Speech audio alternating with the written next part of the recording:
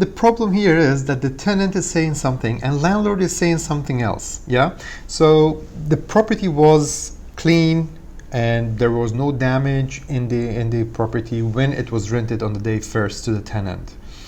Obviously, the landlord is expecting the property to be returned to him with the same conditions. Of course, no more wear and tear is acceptable, but if there are damages, it has to be repaired. Now, in situation that landlord and tenant, they are not agreeing on the damages and they are not agreeing that certain task has to be carried out by the tenant, then they need to involve a third party. In my opinion, before going to a rental dispute, the best way is that they bring 2-3 different maintenance companies.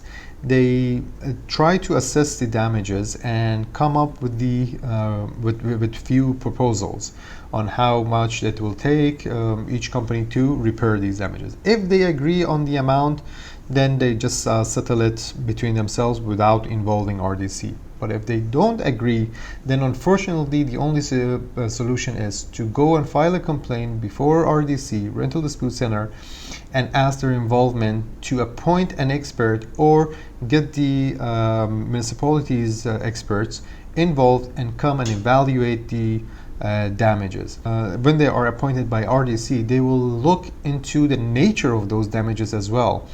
Perhaps the landlord here, because they are asking for a huge amount, 100,000 dirhams is not a small amount. So for this matter, the expert will come and see that whether the landlord has the right even to ask for such damages or no.